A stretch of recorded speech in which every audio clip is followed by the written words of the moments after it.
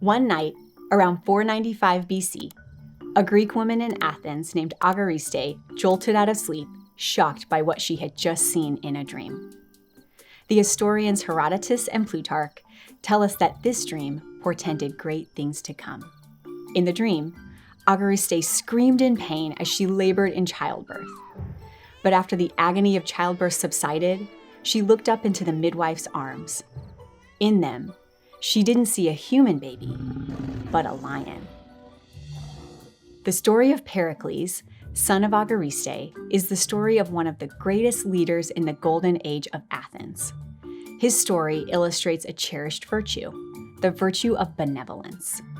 Pericles' story comes from our classical studies course, Famous Men of Greece, a collection of stories gathered from the annals of history and myth. It's perfect for any student or teacher of classical history from 5th to 7th grade. Pericles was born into Athenian nobility. His mother was scion of one of the great noble families in Athens, the Alcmaeonidae. His father was a military hero and politician. By this alone, Pericles appeared to be destined for greatness. But, more importantly, he also carried the seeds of greatness in his person. From the astonishing omen that accompanied his birth, to the nobility of his lineage and the prodigious qualities of his person, the recipe for greatness was thoroughly written. What's unique about Pericles' story is how he used it. Then as now, it would not be unusual for such a boy to grow up with a strong sense of superiority and entitlement.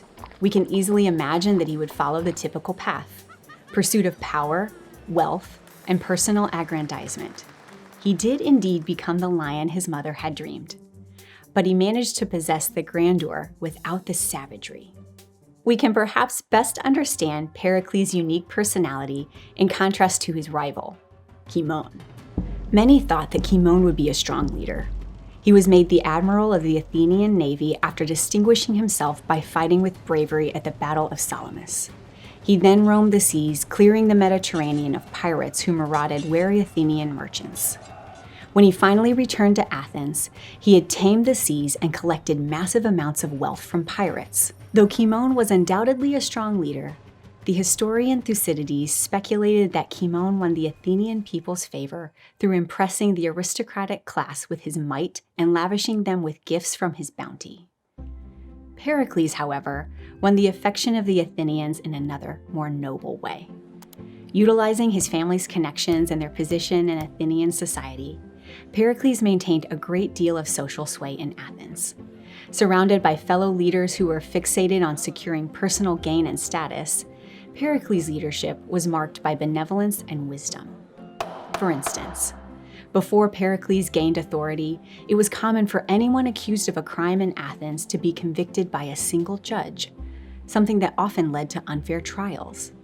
Though it was no immediate advantage to his own position, Pericles took pity on the common man who could be unjustly accused and utilized his new position to require that all criminals be convicted by a jury of his peers. Also, at the time, the Athenians expected their young men to go to war without being paid. They relied on pleas for patriotism or the magnetism of leaders like Cimon to rally their soldiers. Though it cost the wealthy and powerful in Athens, Pericles lobbied for and secured legislation requiring that the city-state pay their soldiers and compensate them for their work on behalf of Athens. Finally, it's said that Pericles highly valued the arts and their benefit for everyone. He did not want the theater to be a private joy of the wealthy and powerful. So he made a law requiring the city to provide opportunities for the poor to go to the theater of Dionysus. In doing so, he opened the door of arts education to the Athenians who had never before experienced enduring literary and theatrical works traditionally reserved for the aristocratic class. His kindness towards the people and his efforts to benefit the entire Athenian society won him trust and enduring authority among his people, even more than the war hero, Cimon. To this day, this golden age of Athenian society, when the Parthenon was built and the people experienced unprecedented prosperity, is known as the Golden Age of Pericles.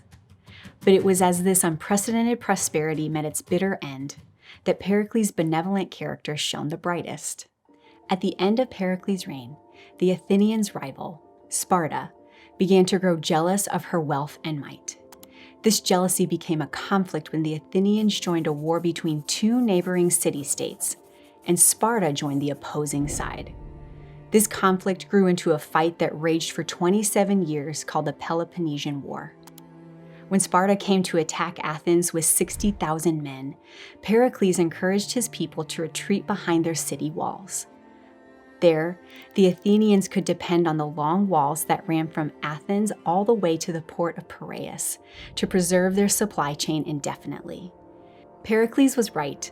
The Spartans were totally halted by the Athenian defenses, and the long walls enabled a continuous flow of food and water. So, the Spartans resolved to dig in for their extended siege. Before long, an even greater calamity struck the Athenians. A terrible plague descended on the crowded city filled with makeshift huts and hovels that housed all of the retreated Athenians. The unsanitary and tragic conditions that the plague brought to the overcrowded streets of Athens only bred more death and sorrow. The plague was so devastating that even the Spartan army scurried back across the Isthmus of Corinth to the Peloponnesus for fear that they too would be destroyed by the plague. Pericles, however, would not be deterred.